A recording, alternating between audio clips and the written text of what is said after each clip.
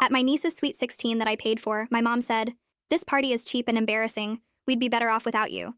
When I simply nodded and said, "In that case, I'll stop paying their bills." My mom. My childhood is marked by one phrase, and one phrase only. Think of your brother. Like when I was 11 and won $200 in a school art contest. But when I showed my parents the check, my mom just frowned and said, "Your brother Michael didn't win anything. You should share this with him." A wave of guilt crashed over me and I handed Michael $50. But instead of thanking me, he pouted. "Only 50? My mom sighed and told me to think of my brother, and I ended up giving him $125. Deep down, I knew it wasn't fair. It was my artwork, my achievement. But I did it anyway, because their approval mattered more than my feelings. Fast forward to last month when I turned 32. For the first time in my life, I had real savings. A promotion at work meant I finally had disposable income, which might not sound like much, but to someone who grew up being the family wallet, it felt like freedom. And of course, I wanted to share my good fortune. So when my nephew Sophia's sweet 16 approached, I went all out. I spent $5,000 on the venue, DJ, photographer, decorations, a 3-tier custom cake, and even hired a makeup artist for him and his friends. On the way to the party, I kept telling myself that this would finally show them I wasn't selfish. This would prove I was a good aunt, a good sister, a good daughter. But of course, my hopes were shattered. Because after the party, as I was helping pack up decorations, Michael cornered me in the parking lot. "Did you see Caden's party photos on Instagram last month?" I stared at him blankly, and he just scoffed. His aunt spent $10,000. He had a live band and a champagne fountain. I heard footsteps, and suddenly my mom was beside him. They both stood with their arms crossed, and my mom told me that if I was going to be cheap and embarrass Sophia in front of his friends, then I shouldn't have bothered at all. And before I could point out that Sophia had been glowing with happiness all night, Michael chimed in. "Do you know what they're saying at school? They're calling it the budget party. He's being bullied because you couldn't spend a few more dollars." I did the math in my head, because I always kept track. You see, over the years, I'd paid for Michael's wedding tux, $2,000, helped with his mortgage down payment, $10,000, and covered Sophia's tutoring for 3 years. Still, Michael acted like I was the world's greatest disappointment. And I know this might sound pathetic, but I wasn't even angry at first. I just felt tears sting my eyes. My fingers clutched my car keys tighter, remembering the thank you card I'd hoped to receive. And as I stood there being berated, they kept going. "You just got that promotion. You're making good money now. But you're too selfish to properly celebrate your only nephew's milestone?" In an instant, my sadness turned to anger. I stared at their entitled faces. Not once during the party had either of them thanked me. Not once had they offered to help with costs. They just showed up, criticized the decorations, and complained the cake wasn't from the trendy bakery across town. I took a deep breath and asked them a simple question. "What did you two contribute to the party?" Michael rolled his eyes. "I'm his father. My presence is my contribution." I kept a completely stoic expression. "And what about Sophia's birthday last year? Or the year before that?" They both looked uncomfortable, because we all knew the answer. I'd paid for those parties too. Well, that was enough for me. I turned and walked toward my car. The second I turned the corner, I stopped. I thought back to all the times I'd emptied my wallet for them. All the times I'd gone without so they could have more.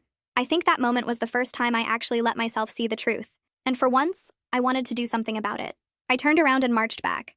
Michael was already on his phone, probably complaining about me to someone. "One more thing," I said. "Who paid for Sophia's braces?" "Insurance," Michael answered dismissively. I smiled. "What insurance? The one I pay for?" His face went white. "What about his school uniforms? His soccer fees? His summer camp?" The smirk was wiped from his face as he realized it was all me, and that's when my mom tried to intervene. "Now, honey, family helps family. Really? Then where's my help? Where's my party? When's the last time either of you spent a dime on me?" They both turned to look at each other, and had the "oh wait" look plastered on their faces. You see, I'd been covering for them for years, telling Dad that Michael was contributing to household expenses, telling Michael that Mom was helping with Sophia's expenses, creating a web of lies to keep the peace while I paid for everything. I didn't even stick around to watch it unravel. I just left. And even though I felt like a weight had been lifted, it was still really hard. So I spent the entire night alternating between relief and grief.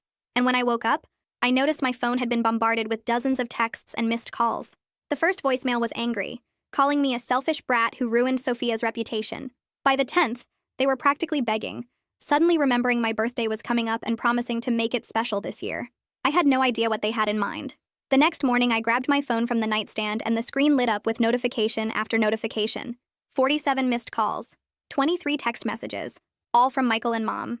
I sat up in bed and started scrolling through the messages, watching them shift from angry to desperate in real time. The first few called me selfish and ungrateful. Then around message 15, the tone changed to "please just talk to us, and we need to work this out as a family." My chest felt tight but also kind of empty at the same time, like I was watching this happen to someone else.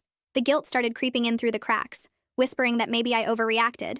Maybe I should just apologize and make things easier for everyone. I forced myself to open the voicemail app because I needed to hear the actual words, not just read sanitized text versions. The first voicemail from Michael started playing, and his voice was sharp and mean. He called me a cheap embarrassment who clearly didn't care about family. I skipped ahead to the fifth one, which was from Mom using her sad voice, the one she always used when she wanted me to feel bad. She talked about how family helps family, and how disappointed she was that I would abandon them over something so small. The latest voicemail was from Michael again, and this time his tone was almost friendly. He mentioned making my birthday really special this year if I would just do the right thing and help out more. I took screenshots of the call log, documenting the pattern of angry to desperate to manipulative. Seeing it laid out like that made the manipulation so obvious that I couldn't unsee it anymore. I got out of bed and walked to my kitchen table, opening my laptop with shaking hands. For 2 hours, I sat there creating a spreadsheet of every single payment I'd made for Michael, Mom, and Sophia over the past 10 years. I went through old bank statements, credit card bills, Venmo transactions, everything I could find. The wedding tux, the mortgage down payment, 3 years of tutoring, soccer fees, summer camps, school uniforms, birthday parties, emergency car repairs that somehow always happened to Michael's car. Never mine. When I added up the final total, the number made me stop breathing for a second. $47,000. Not counting the insurance I still pay that covers Sophia. I stared at that number and realized I could have bought a house with that money. Instead, I was living in a small apartment while funding their entire lives. My hands were shaking. So hard I had to put them flat on the table. I opened a new text message to the family group chat and started typing out boundaries. No more emergency requests. No more guilt trips. No more expecting me to fund everything while pretending other people were contributing. My finger hovered over the send button for 20 minutes while my brain went to war with itself. The old voice kept whispering, "Think of your brother." And I realized I wasn't ready to actually send this message yet. I needed more than just anger to hold this boundary. I needed a plan and maybe some support. I closed the messaging app without sending anything. Then I logged into my credit monitoring service because a new fear had just hit me. What if Mom or Michael had my banking information from all those emergency transfers over the years? What if they could just take money directly? I checked every account I had access to, my pulse racing the whole time. Everything looked clean so far. No weird transactions or accounts I didn't recognize. But I immediately changed all my passwords anyway, making them complex and different for every account. I wrote down a note to check if I was listed on any accounts I didn't personally open. At work the next day, I couldn't focus during our project meeting. Troy kept glancing at me with this concerned look on his face. During lunch break, he asked if I was okay. I gave him the short version about family drama over party expenses, leaving out most of the details because I wasn't ready to say everything out loud yet. Troy listened without jumping in with advice or telling me what I should do. Then he mentioned his sister went through something similar with boundary issues and found therapy really helpful. He said it in this casual way that didn't make me feel judged or broken. That night, I couldn't sleep because my brain kept playing this loop of every time someone said, "Think of your brother," in my life. I was 11 again, handing over my art contest money. I was 23, giving up my study abroad program because Michael needed rent money.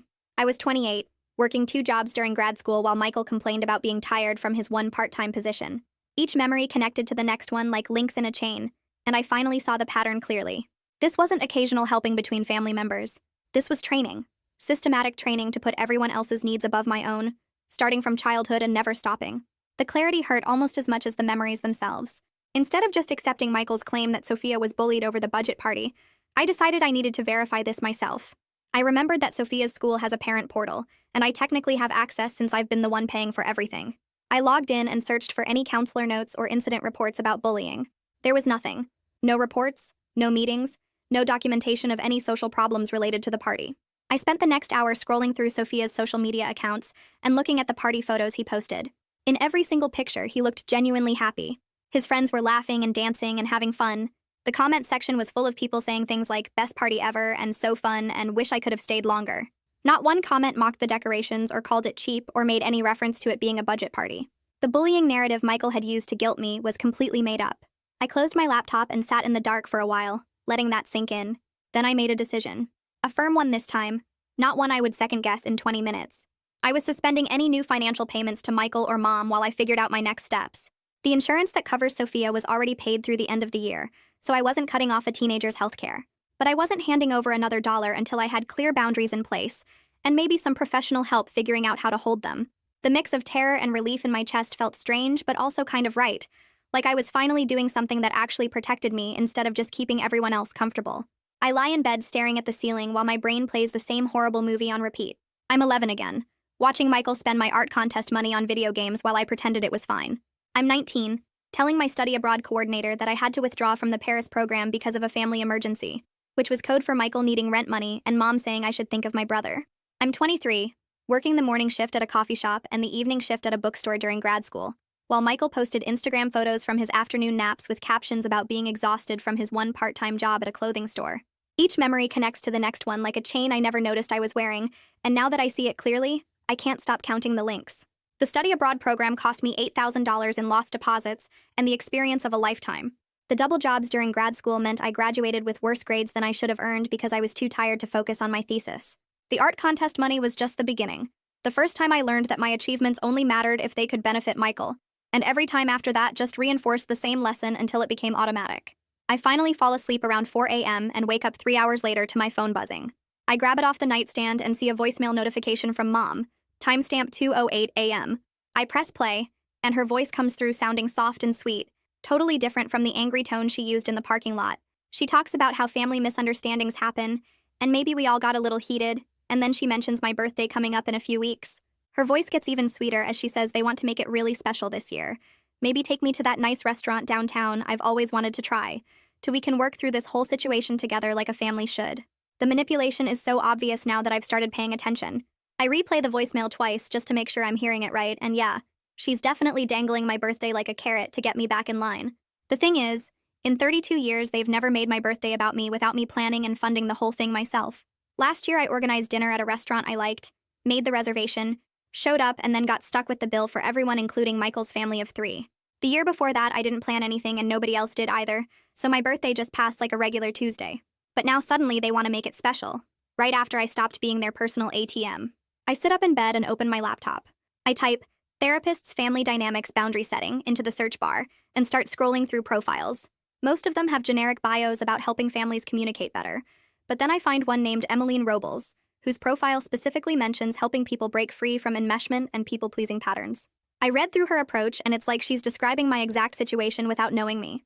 She talks about how some family systems train one person to be responsible for everyone else's needs, and how learning to set boundaries feels impossible when you've been programmed since childhood to put others first.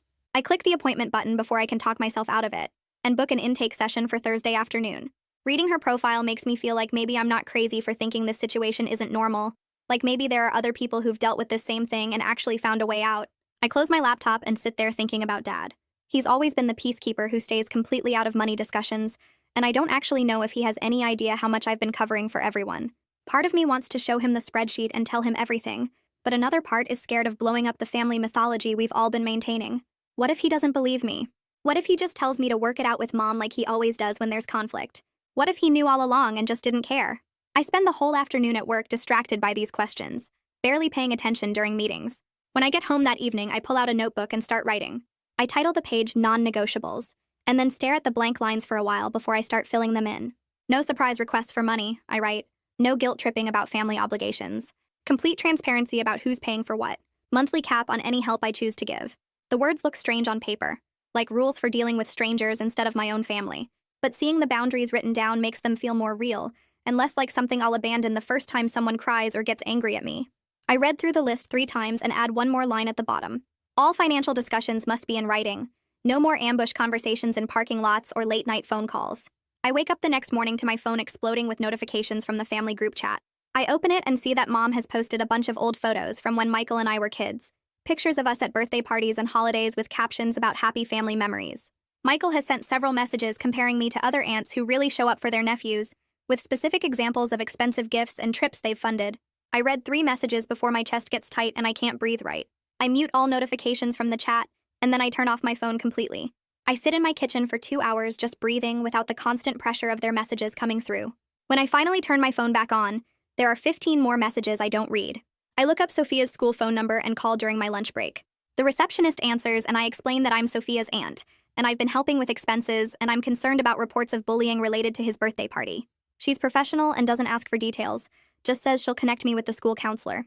A woman named Judy Nguyen picks up and we schedule a meeting for tomorrow afternoon to discuss any concerns about Sophia's well-being in a confidential setting. After work, I meet Troy at the coffee shop near our office. He suggested it this morning when he noticed I looked stressed, and I'm grateful to talk to someone who isn't part of my family drama. I tell him the fuller story, including the $47,000 total, and the fake bullying claims, and the 2 a.m. voicemail about making my birthday special. Troy listens without interrupting and then says it sounds like financial exploitation rather than normal family helping. He suggests I write out a formal boundary statement that I can send when I'm ready. Something clear and unemotional that doesn't leave room for negotiation or guilt trips.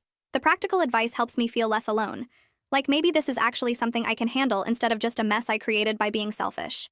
That evening, I search for financial advisors and find one named Harvey Combs, who specializes in helping people audit their finances and set up protective systems. I book a consultation for next week.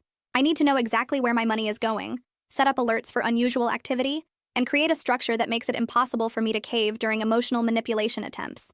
The appointment confirmation email makes me feel like I'm actually taking steps instead of just thinking about taking steps. My first therapy session with Emmeline happens on Thursday afternoon. I sit in her office and tell her the basics, and she immediately starts identifying patterns I didn't even know had names. She talks about parentification, which is when a child is forced to take on adult responsibilities for their siblings. She mentions golden child dynamics, where one child is favored and another is trained to serve the favored one.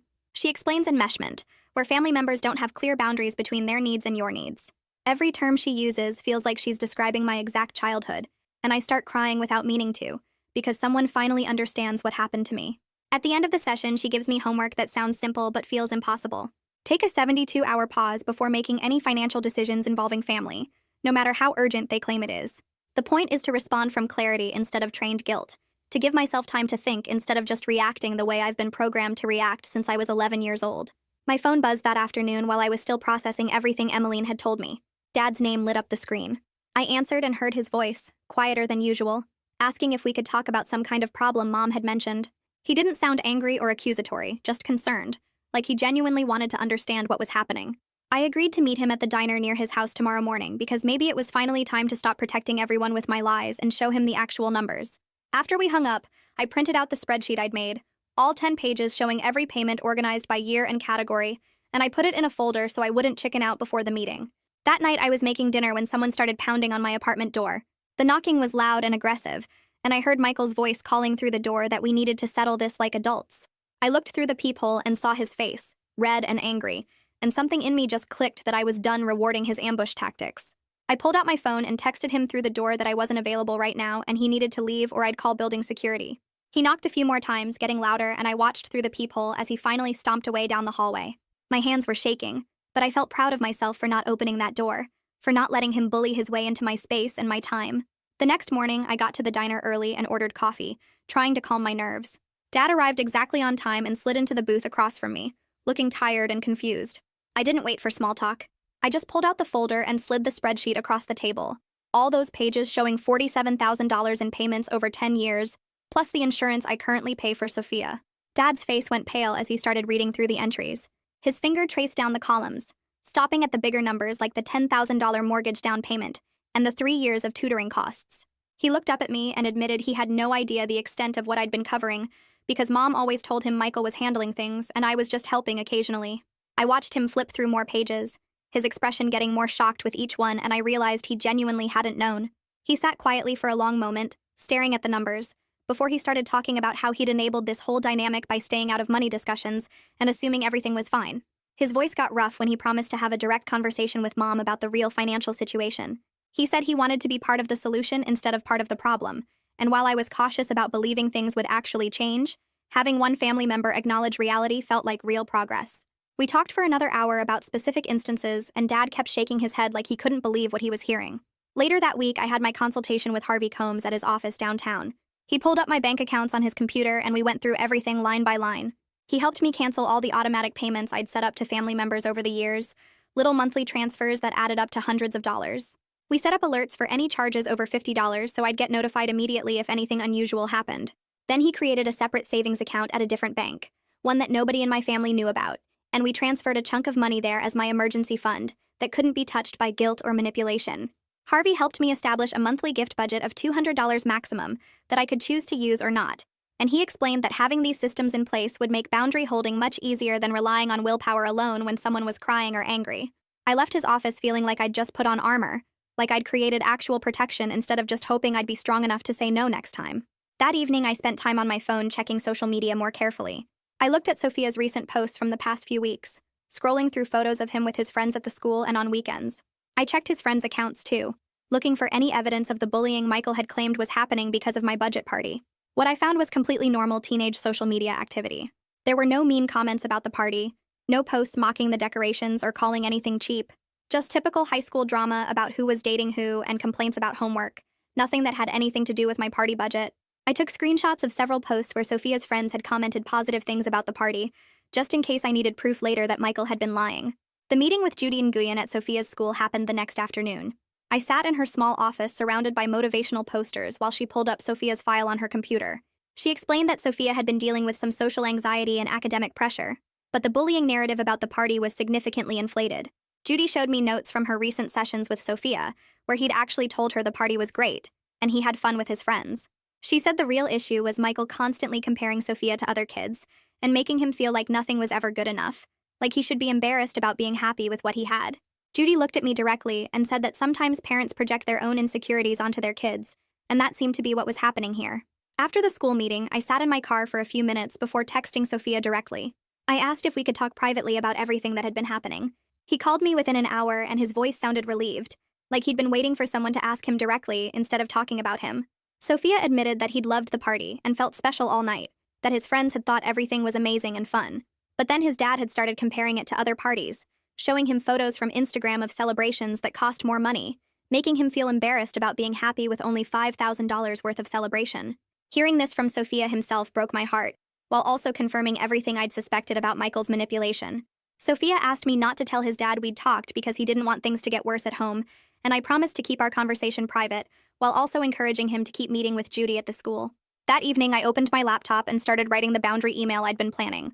I addressed it to both Michael and Mom, keeping my language clear and unemotional. I stated that future gifts would be capped at reasonable amounts I choose, that there would be no more emergency funding without full transparency about the actual situation, and that all financial discussions must include honesty about who has paid for what in the past. I wrote that these boundaries were final and not up for negotiation, that I was done being the family ATM while being treated like I was selfish. I read it over 3 times, checking for any language that sounded defensive or apologetic, making sure every word was firm and clear. Then I hit send before I could second-guess myself into deleting it and pretending everything was fine. My email notification dinged less than an hour later. Mom had responded with a long message full of stories about my childhood, about how family takes care of family, and we all make sacrifices for the people we love. She brought up times when she'd helped me as a kid, conveniently forgetting that parents are supposed to provide for their children. Her email was full of subtle implications that I was being selfish and hurtful, that I was destroying our family over money, that I'd regret this when I was older and alone. I read it once and felt the familiar guilt rising in my chest, that old programming trying to take over and make me apologize. But I didn't let myself read it again, or analyze every sentence looking for hidden meanings. I just typed a single response, 6 words that took all my strength to write. My decision is final. Then I closed my email app and turned off my phone notifications to resist the urge to keep checking for responses, to stop myself from over-explaining or defending my choices, or trying to make them understand why I had to do this. 2 days passed in this weird quiet where I kept my phone mostly off and focused on work. But then my cousin Jessica texted asking if everything was okay because she'd seen Michael's Facebook post. I opened the app and there it was, this vague complaint about how some people get a little success and suddenly forget where they came from, forget the family that supported them through everything. The post had 47 likes and a bunch of comments from relatives I barely talked to, all saying things like "so true" and "family should come first," and "some people just don't appreciate what they have." I sat there staring at my phone screen, and my fingers literally hovered over the keyboard because I wanted to comment with receipts, wanted to post my spreadsheet showing $47,000 in payments, and ask who exactly forgot where they came from. But I made myself close the app instead and texted Jessica back that I was fine, and dealing with some family stuff, and she responded that she figured it was something like that, because she knows Michael tends to twist things. The fact that she didn't automatically believe his version made me feel less alone, and I reminded myself that people who actually matter would ask me directly, instead of just believing vague social media drama from someone who never posts, except when he wants sympathy. My second therapy session with Emmeline happened the next afternoon, and I told her about the social media post and how hard it was not to defend myself publicly. She nodded and said that was actually perfect timing because today we were going to practice specific scripts for saying no without justifying, arguing, defending, or explaining, which she called the JADE technique that people-pleasers use to try to make others understand their boundaries. We spent almost 30 minutes just practicing me saying, "I'm not available to help with that," over and over until I could say it without my voice shaking or adding explanations like, "because I already spent so much," or "I really wish I could but." Emmeline explained that every time I add a justification, I'm opening a door for the other person to argue with my reasons, and the goal is to close that door by making my boundary a simple statement of fact rather than something up for debate. Then she helped me identify the physical feelings that come with guilt and people-pleasing, like how my chest gets tight, and my hands start to sweat and I feel this urgent need to fix things immediately, so I can recognize when I'm responding from old programming instead of making a current choice. By the end of the session, I felt more prepared for future confrontations because I had concrete skills instead of just hoping I'd be strong enough in the moment. I got to test those skills sooner than expected because Mom texted me the very next morning asking for a small loan of $300 for groceries because money was tight this month. The old me would have sent the money within 5 minutes while feeling resentful, but instead I sat with the request for a full hour and noticed all the physical sensations Emmeline had helped me identify. My chest got tight and I felt this wave of panic like I was responsible for whether my mom ate or not, but I made myself breathe through it and use the script we'd practiced. I typed back that I wasn't able to help with that, but I could send her information about the local food bank and budget counseling services that might be useful. I hit send before I could second-guess myself, and then I had to physically put my phone in a drawer because I knew the response would be bad.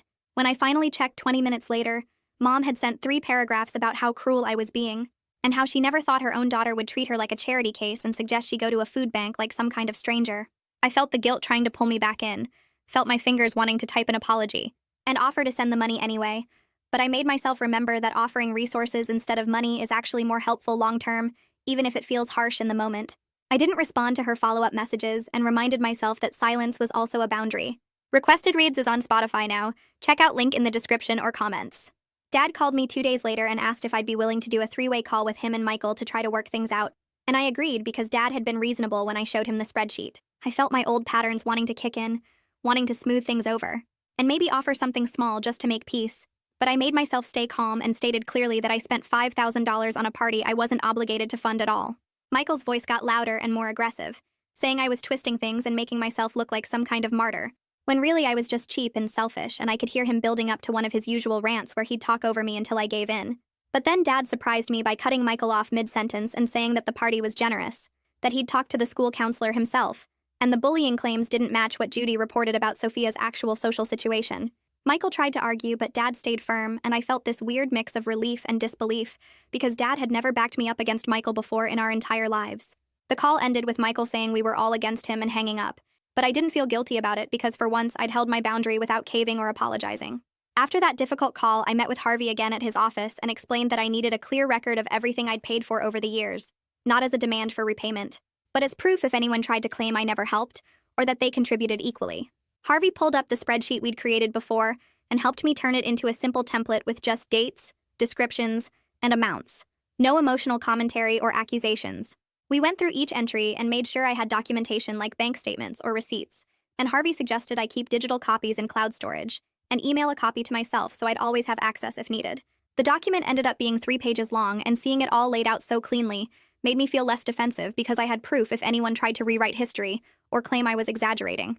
Harvey also helped me set up a system where any new expenses for family would go into a separate tracking sheet automatically, so I wouldn't have to manually remember to document things if I chose to help in the future. Having these systems in place made me feel more in control, because I wasn't just relying on memory or willpower. I had actual structures protecting my boundaries. Work got really stressful the following week with a major project deadline approaching, and I noticed the old urge to make a peacekeeping payment to family just to reduce my overall stress and get them to stop bothering me. My phone had been buzzing with messages from Mom and Michael, and I found myself thinking that maybe if I just sent $500 or covered one bill, then they'd back off and I could focus on work without this constant background pressure. I actually opened my banking app and started to set up a transfer before I caught myself, and remembered Emmeline's 72-hour rule. I closed the app and told myself I could revisit the decision in 3 days, and if I still wanted to make a payment after that waiting period, then I could. I wrote the date and time in my phone notes so I'd remember when the 72 hours were up, and then I forced myself to focus on work, instead of checking my phone every 5 minutes. By the time 3 days passed, the urge had completely faded, and I felt proud of myself for not caving under pressure. The work deadline got met, the family drama didn't actually get worse from me not sending money, and I realized that my anxiety about what would happen if I didn't pay was usually worse than what actually happened when I held the boundary. I got an email from Judy a few days later, letting me know she'd scheduled a conversation with Michael about the school rumors and Sophia's actual social situation. She explained that she was concerned parental pressure was contributing to Sophia's anxiety more than peer dynamics, and that part of supporting Sophia meant helping his parents understand realistic expectations and stop the constant comparisons to other families. Judy wrote that she wanted to give me a heads up because Michael might not react well to the conversation, but she felt it was necessary for Sophia's well-being. She emphasized that her job was to support students, and sometimes that meant having difficult conversations with parents about how home dynamics affect kids at the school. Reading her email made me feel relieved that a professional was introducing accountability into Michael's parenting approach, because I'd been worried that my boundaries with money might somehow hurt Sophia, even though logically I knew the problem was Michael's behavior, not my financial limits. Judy's email confirmed that the real issue was Michael's pressure and comparisons, not anything about party budgets or what I did or didn't spend. Michael called me that same evening absolutely furious about the school counselor interfering in family business, and he accused me of dragging the school into our private issues to make him look bad. His voice was loud and aggressive right from the start, not even pretending to be calm, and he went on this long rant about how I'd weaponized the school against him and turned them against his parenting. I let him talk for about 30 seconds, and then I interrupted calmly to explain that I contacted the school because I was concerned about Sophia's well-being after hearing bullying claims, and that Judy's job is to support students, which sometimes means talking to parents about home dynamics. Michael tried to talk over me, but I kept my voice level and repeated that I'd done nothing wrong by checking on my nephew's actual situation at the school, instead of just believing secondhand claims. He got louder and started bringing up old grievances about how I always thought I was better than him, and I could hear that he was spiraling into his usual pattern of trying to make me feel guilty and defensive. But this time I didn't engage with the bait. I just stated one more time that Judy was doing her job, and I stood by my decision to contact the school, and then I said I needed to go. Michael kept talking, but I ended the call anyway, and even though my hands were shaking afterward, I felt strong for not apologizing or backing down from a decision I knew was right. Mom called the next day in a complete panic, claiming the utility company was shutting off her power tomorrow unless she paid $600 immediately, and I felt my heart start racing with that old fear of being responsible for her suffering. She was crying and saying she didn't know what to do, and she'd already called everyone else, and I was her last hope, and the urgency in her voice triggered all my old programming about being the family safety net. But I made myself take a breath and told her I needed to verify the situation first before making any decisions, and she got quiet in this weird way that made my stomach drop. I said I'd call her back, and then I immediately looked up the utility company's customer service number and called them directly. The representative looked up Mom's account and confirmed that her account was current with no past due balance and no shutoff scheduled, and she said there had been no shutoff notices sent in the past 6 months. I felt this sick feeling spread through my chest as I realized Mom had completely made up the emergency to manipulate money from me, and the realization was both devastating and clarifying. I'd suspected she exaggerated situations before, but this was a straight-up lie, and it made me wonder how many other emergencies over the years had been manufactured to trigger my guilt and get me to send money. I called Mom back and told her I'd spoken to the utility company and knew there was no shutoff scheduled, and she got defensive and said she must have misunderstood the notice or maybe she was thinking of a different bill, but I didn't engage with the excuses. I just said I wouldn't be able to help and ended the call. I spent that evening drafting a final message to both Michael and Mom, stating that all future financial discussions must go through Dad as a neutral party, and I would not respond to direct requests for money or engage in conversations about family finances one-on-one. The boundary felt extreme but necessary because clearly the direct pressure and manipulation tactics weren't going to stop just because I said no a few times. I explained that this wasn't about punishing anyone. It was about creating a structure that removed me from the middle of constant financial drama while still allowing for family communication through Dad. I sent the message to both of them and copied Dad, and then I called Dad separately to make sure he was actually willing to take on this role. Dad said he'd been thinking about it since our last conversation, and he agreed to be the point person for any family financial discussions, because he was finally seeing how the direct pressure and manipulation tactics had been used against me for years. He admitted he should have stepped in sooner, and he wanted to help create healthier family dynamics, even if it meant some uncomfortable conversations. Having Dad agree to this role made the boundary feel more real and sustainable, because I wasn't just hoping I'd be strong enough to keep saying no. I had an actual system in place that physically removed me from the direct line of fire. 3 days passed before my phone buzzed with a text from Sophia. I picked it up expecting another guilt trip from Mom or Michael, but instead I saw a message that made my eyes water. The text said, "Thanks for the party, it really was great. Sorry my dad made it weird." And then a second message came through asking if we could plan something low-key for my birthday. I sat on my couch staring at those words because this was the first time any family member had actually acknowledged that the party was good, and that Michael's behavior was the problem instead of my spending. My chest felt tight with something that wasn't guilt or anger, just this small spark of hope that maybe my relationship with Sophia could be healthy, even if things with Michael stayed messy. I wiped my eyes and typed back a response suggesting we plan a simple outing together, maybe checking out the new art museum downtown, or trying that Thai restaurant everyone kept talking about. I added that I valued spending time with him way more than expensive celebrations, and his response came fast, saying he'd love that, and asking if we could look at museum schedules together. The back and forth felt different from any family interaction I'd had in months, because we were planning something together instead of me just showing up to something an adult organized and funded, and the whole conversation reminded me that real connection didn't require massive spending or fancy productions. I screenshotted the messages and saved them in a folder on my phone labeled Good Stuff, which I'd started after my therapy intake to collect evidence that setting boundaries didn't mean losing everyone I cared about. My phone rang an hour later with Dad's name on the screen, and I answered, wondering if this was going to be another mediation attempt or guilt trip. But Dad's voice sounded different, more serious and less uncertain than usual, and he told me he'd had a really hard conversation with Mom and Michael about the family money situation. He explained that he'd laid out the spreadsheet I showed him and made them both sit there, while he went through every single payment I'd made over the years, and he'd set his own boundary that he wouldn't listen to complaints about me unless they could acknowledge the $47,000 I'd contributed. Dad said Michael had tried to argue that family helps family, and I was just doing what aunts do, but Dad shut that down by pointing out that Michael's other sister hadn't paid for a single birthday party or tutoring session in 16 years. He'd also offered to help Michael create a realistic budget and take over some of the costs that had been pushed onto me, like Sophia's insurance and soccer fees. And while I felt skeptical about how long this would last, having Dad actually involved and taking action felt like a huge shift. I thanked him and admitted I was surprised he'd stepped up like this, and he said he should have done it years ago instead of staying out of money discussions and assuming everything was fine. We talked for another 20 minutes about logistics and boundaries, and when we hung up, I felt lighter than I had in weeks, because at least one parent was finally seeing the situation clearly, instead of expecting me to just keep sacrificing. My therapy appointment with Emmeline happened 2 days later in her office downtown, which had comfortable chairs and soft lighting that made it easier to talk about hard things. She'd reviewed my intake notes and the homework I'd done about family patterns, and she started the session by asking how I was feeling about losing my identity as the good daughter who makes everyone happy. I hadn't thought about it in exactly those terms before, but hearing her say it out loud made something click in my brain, because that's exactly what I'd been grieving.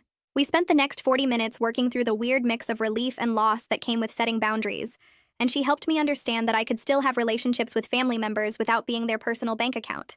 Emmeline taught me some specific scripts for my upcoming birthday that would protect my boundaries while staying connected, like saying I'm not available for that instead of explaining or defending my choices.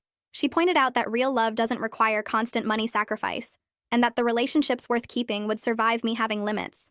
And hearing this from a professional helped push back against the lifetime of think of your brother programming that still played in my head sometimes. We practiced the scripts until I could say them without my voice shaking or feeling the need to add justifications, and she gave me homework to notice when I felt guilty and write down what triggered it so we could work on those patterns. I left her office feeling more prepared for whatever came next, and I stopped at a coffee shop on the way home to sit with my thoughts before diving back into family drama. The barista was friendly and the coffee was good, and I let myself enjoy 20 minutes of peace before checking my phone and seeing 3 missed calls from Michael. I didn't call back right away because Emmeline's 72-hour rule meant I could wait before responding to anything that felt like pressure. And I spent the evening organizing my apartment and meal prepping for the week instead of obsessing over what Michael might want. The next afternoon, I was working from home when my doorbell rang, and I looked through the peephole to see Michael standing there holding a cardboard box. I opened the door but stayed in the doorway instead of inviting him in, and he immediately launched into asking if I could help him organize old receipts and documents for his taxes since I was good with money. The request felt so typical that I almost laughed because here he was again trying to get my time and expertise for free after everything that had happened. I recognized this as another test of my boundaries, so I took a breath and declined his request, then pulled up the library website on my phone and showed him information about a free tax preparation class they offered every Saturday. Michael's face went from hopeful to frustrated in about 3 seconds, and he muttered something about how it would have been faster if I just helped him, but I held firm and said the class would teach him skills he could use every year. He left looking annoyed, but I closed the door feeling proud of myself for maintaining the boundary, even when he was being polite instead of aggressive. And I texted Emmeline a quick update about the interaction because she'd asked me to track these moments. An email notification popped up on my laptop that evening from Judy Nguyen at Sophia's school, and I opened it expecting maybe another update about counseling sessions or social dynamics.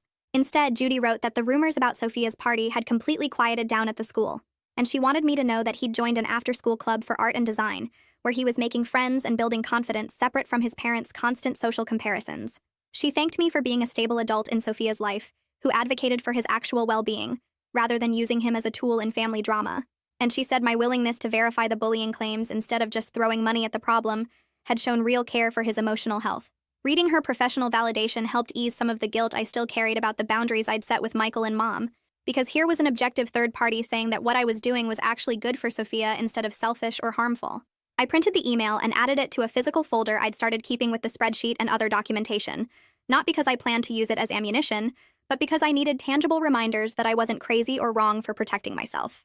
My next meeting with Harvey happened at his office 3 days later, and we spent an hour reviewing all the financial protections we'd put in place over the past few weeks.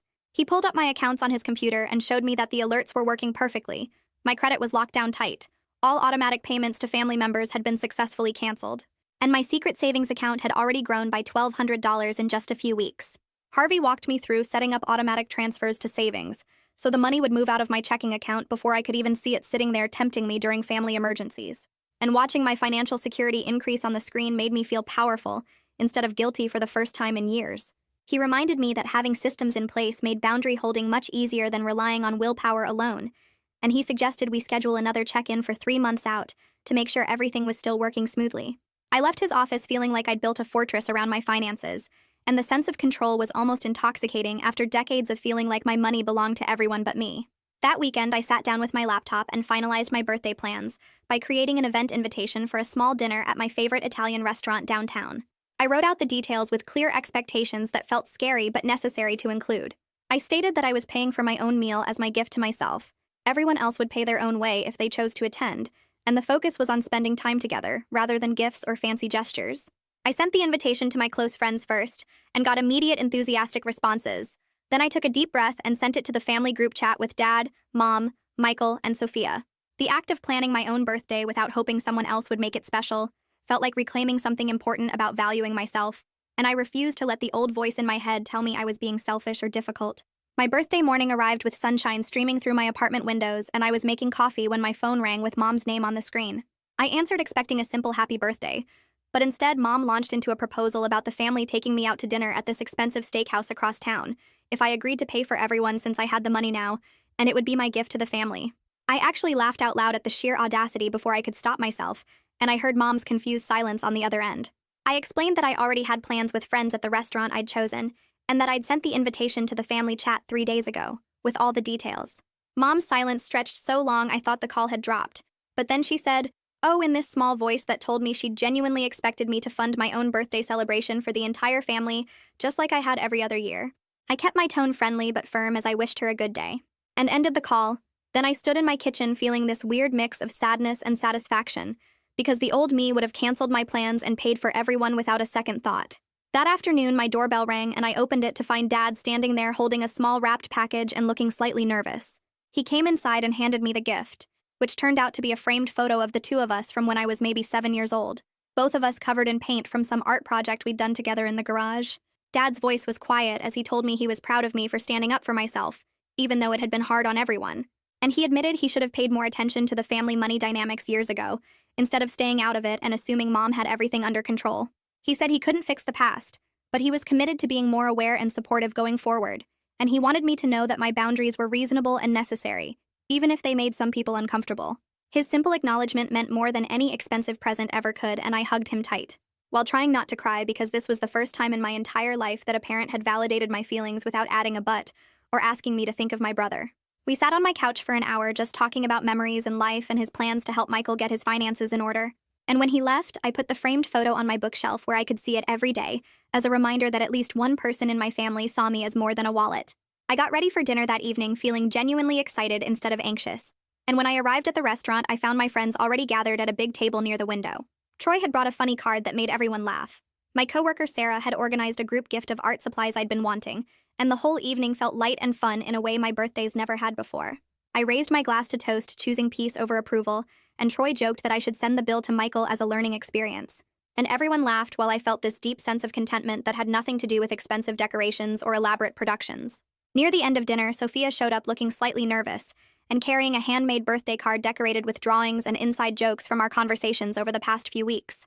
He quietly told me he'd talked to Dad about stopping the constant comparisons to other families, and hearing that he was advocating for himself and trying to create change in the family dynamic made me incredibly proud. I introduced him to my friends, and he stayed for dessert, and watching him relax and joke around with people who weren't judging him or comparing him to anyone else reminded me why all the boundary setting and discomfort had been worth it. That evening, I walked into the restaurant and spotted my friends already gathered around a big table near the window. Troy waved me over, and everyone stood up to hug me, and the warmth in the room felt completely different from any family birthday I'd ever had. We ordered appetizers and drinks, and the conversation flowed easily without anyone asking about family drama or money or what I should be doing differently. Sarah from work had organized a group gift of art supplies I'd been wanting, and when I opened the bag and saw the high-quality paints and brushes inside, I actually teared up a little because someone had paid attention to what I cared about. Troy made a joke about how I could finally afford to buy my own supplies instead of funding other people's lives, and everyone laughed in that knowing way that told me they understood what I'd been dealing with. I raised my glass and looked around at these people who genuinely cared about me as a person, rather than what I could provide. To choosing peace over approval, I said, and everyone clinked glasses while Troy added that I should send tonight's bill to Michael as a learning experience. The laughter that followed felt light and genuine, and I realized this was the first birthday celebration in years, where I wasn't managing anyone's expectations or secretly calculating costs, or worrying about whether I'd done enough. We spent the next hour eating and talking and sharing stories, and I felt this deep sense of contentment that had nothing to do with expensive decorations or elaborate productions. Near the end of dinner, I saw movement by the entrance and looked up to see Sophia walking toward our table. He was carrying something in his hands, and looked a little nervous as he approached. I stood up and gave him a hug, and he handed me a handmade birthday card decorated with drawings and inside jokes from our conversations over the past few weeks. The card had little sketches of things we'd talked about, a coffee cup from the cafe where we'd met, a book I'd recommended, and a funny cartoon version of me giving advice. I opened it and read the message inside, which was simple but meant everything.